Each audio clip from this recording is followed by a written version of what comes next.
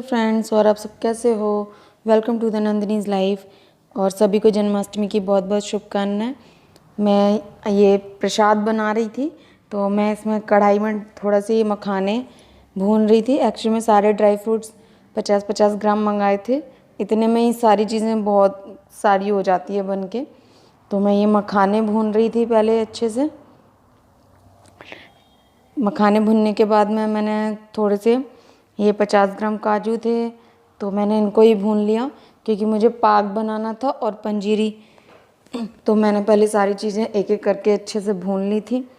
काजू के बाद ये बादाम भून लूँगी मैं, इनको अच्छे से भून लूँगी।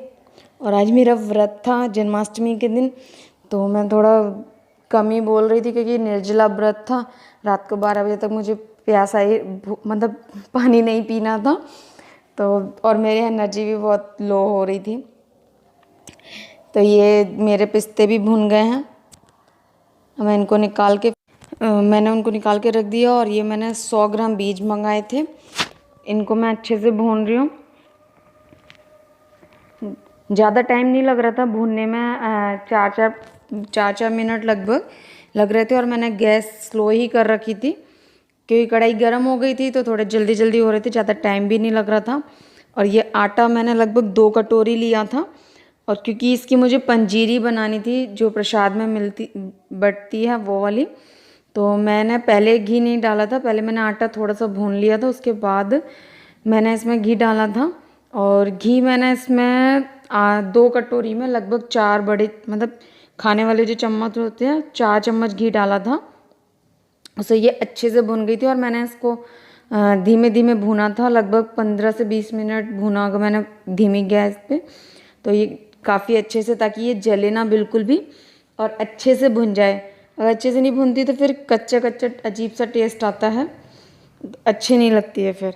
तो ये मेरी पंजीरी काफ़ी भुन के तैयार हो गई थी। और जब ये ठंडी हो जाएगी तो मैं इसमें बूरा वगैरह मिला दूँगी। और जो ड्राई फ्रूट्स थे तो मैंने उसमें से 2-2, 3-3 और थोड़े थोड़े, मतलब ये काजू, पिस्ता, बादाम, मखाने, ये सारी चीज़ें ले ली थी थोड़े थोड़े लेके, और वो इसमें डाल दिए थे। ये इलायची पाउडर भी थोड़ा इसमें डाल के, आटा ये ठंडा हो गया था। मैं इसको अच्छे से मिक्स कर दूँगी। थोड़ा कोकोनट भी इसमें ऐड कर दिया मैंने ये। और 2 कटोरी प्रसाद आटा था ये, तो मैंने 1 कटोरी से थोड़ा ज़्यादा इसमें बूरा डाल के इसमें मिक्स कर दूँगी इसको अच्छे से। इतना मीठा सफिशिएंट है इसमें। और ये बहुत अच्छे से मेरी तैयार हो गई थी। आटा बिल्कुल ठंडा हो गया था, मैंने इसमें बूरा तब मिलाया था। और मैंने बीच में पंचामृत भी बना लिया था। तो मैंने पंचामृत में बस मखाने, थोड़े से बीज और जो मतलब तुलसी के पत्ते, गंगा जल, शहद वगैरह ये सब डाल के मैंने बना लिया था। ठाकुर जी को ही नला दिया था। और ये मेरी पंजीरी तैयार हो गई है। अब इसके बाद मैं पाक बनानी है। तो मैंने पाक के लिए इसमें लगभग 600 ग्राम चीनी डाल दी थी कढ़ाई में ही। और 1 गिलास के लगभग पानी डाल दिया था ताकि एक तार की चाशनी आ जाए।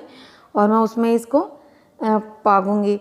और मैंने ये सारे ड्राई फ्रूट्स एक एक करके मिक्सी के जार में अच्छे से पीस लिए थे। मतलब बहुत ज़्यादा भी मोटा नहीं था, ना बहुत ज़्यादा पतला था, मीडियम थे। और चाशनी मेरी ऑलमोस्ट बनने ही वाली है ये।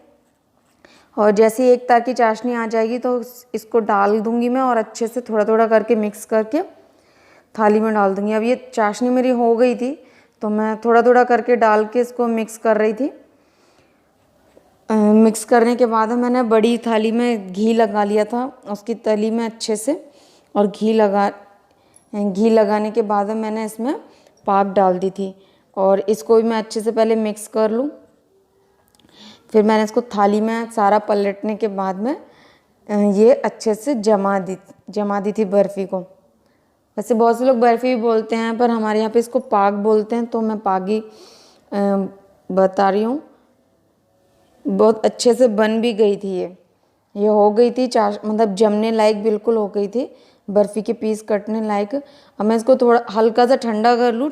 हल्का सा ठंडा होने के बाद इसको काट लूँगी। ज़्यादा ठंडी हो जाती है तो पीस नहीं कटते हैं। थोड़ा सा ये हल्का सा ठंडी हो गई थी, तो मैं इसके पीस काट के अभी रख दूँगी, ताकि बाद में फिर ये टाइट होगी तो फिर ये पीस नहीं कट पाएंगे इसके। तो मैंने शाम तक ये सारा काम कर लिया था जन्माष्टमी का, और व्रत भी था तो एनर्जी बहुत लूज़ हो रही थी मेरी।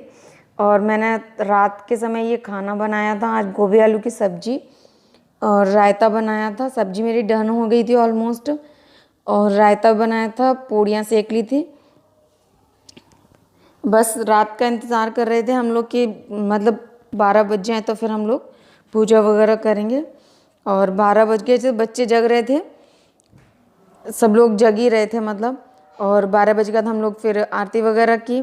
आरती करने के बाद में हमने भोग लगाया। मैं छत पे जल भी फिर मेरे को चढ़ाने जाना था। शाम को तो तारे निकल रहे थे, लेकिन जब मैं जल चढ़ाने के लिए गई तो बहुत बादल बादल से हो रहे थे, ना तारे दिख रहे थे ना कुछ भी नहीं दिख रहा था आसमान। पूजा भी इसके बाद हो गई थी, फिर हम लोग खाना खाने के लिए बैठे थे। और यही हमारी सिंपल सी जन्माष्टमी थी जो हमने मना ली। व्रत की वजह से उतना ज़्यादा कुछ करने का हिम्मत नहीं होती है। और गाइज़, अगर वीडियो में कुछ भी अच्छा लगा हो तो प्लीज़ लाइक करें, कमेंट करें and subscribe my channel. Thank you so much.